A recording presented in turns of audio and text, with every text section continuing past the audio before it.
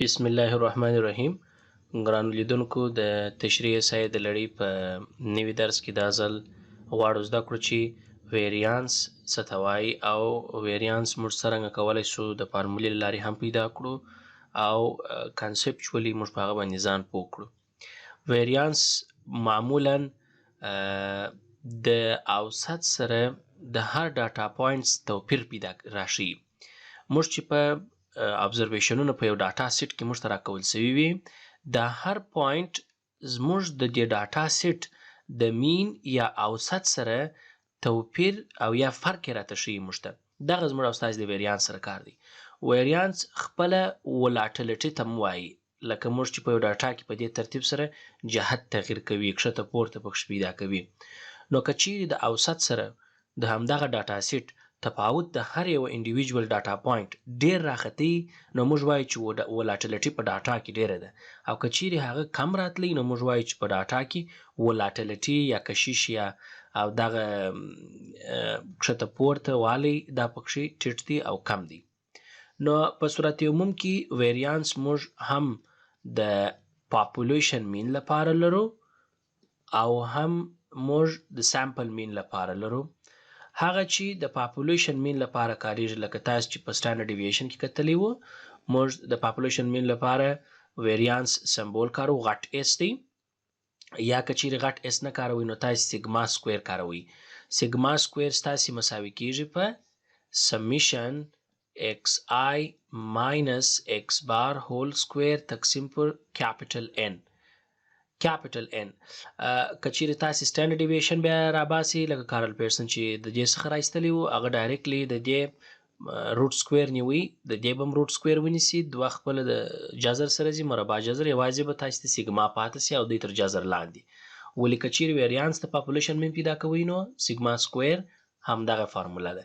مګر که چیرې تاسې د سامپل مین لپاره پیدا کوئ چې سمال ان ورته خطاب کیږي، سمال ان کولی سي تاسې پیدا کړئ سمیشن ایکس آی ماینس ایکس بار هول سکویر تقسیم پر ان ماینس یو، لکه په سټانډرډ ډیویشن کې چې موږ بحث ځینې کړی وو. که چیرې نوموړی ډاټا ته تاسې توجه وکړئ، ډاټا سیټ اول او ډاټا سیټ دوهم، په دې کې هم اوسط اووه راوځي او په دې کې هم میډین اووه راوځي.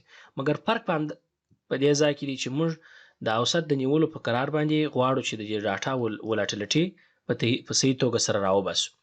نو پر دغه اساس باندې موږ کولی شو نومیریکلی دا پریزنټ کو. هغه چې غواړو پریزنټ کوو دا فارمولې څخه خپله کار اخلو.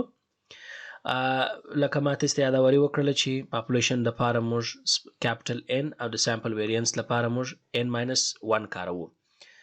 نو دلته د اس لپاره کولی شي سکویر کار کوي، چونکې دا خو موږ په سیګما دپاره نه کارو، چونکې ویریانس دی باید سکویر ورته کار شي. اوس د دې لپاره تاسې فرض کړئ دا مثال موږ لرو چې په هغه کې مختلف موږ ته ډاټا پوینټس راکول سوي دي، د ایکس کور دی، جمله یې راوتلې ده. او د دې لپاره چې موږ نوموړی سوال حل کو، مین خو موږ رایستلی دی چې هغه اووه دی. نو په فارموله کې موږ ایکس ماینس ایکس بار لرو، په صورت کې 3 منفي اووه به ماته منفي 4 په لاس راکړي او 5 منفي اووه به ماته منفي 2 په لاس راکړي. په دې ترتیب سره تر پای تاسې څه کوئ، ځئ منفي 4 منفي 2 0 3 3. او که چیرې دا تاسې مربع کوئ، لکه تیر درسو کې موږ وویله چې موږ د مربع په صورت کې منفي ټول غورځول کیږي. دا به زموږ او ستاسې 14 4 0 9 او بالاخره 9، 14 4 0 9 9 او تاسې ته جمع راباسي. نو کله چې تاسې ته جمع راویستل، تاسو کولی سئ چې سیګما سکویر مساوي کیږي 18 تقسیم پر ستاسې د ابزرویشن تعداد چې هغه 15 دی، پر 15 یې تقسیموئ.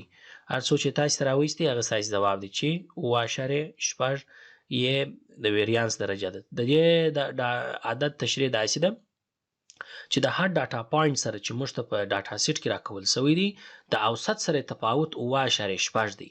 یعنی انډیویجوال ابزرویشن چې د مین سره په پرتله کې تاسې راولئ، نو تاسې به د ویریانس څخه کار اخلي. دا بیا موږ کولی شو په نورو مضامینو کې، لکه په فاینانس کې یا به بزنس ریسک انالیسیز میتودونو کې کولی شو د سټانډرډ ډیویشن، ابسولوټ ریسک د میجرمنټ لپاره د ویریانس او د دې تخنیکونو څخه کار واخلو.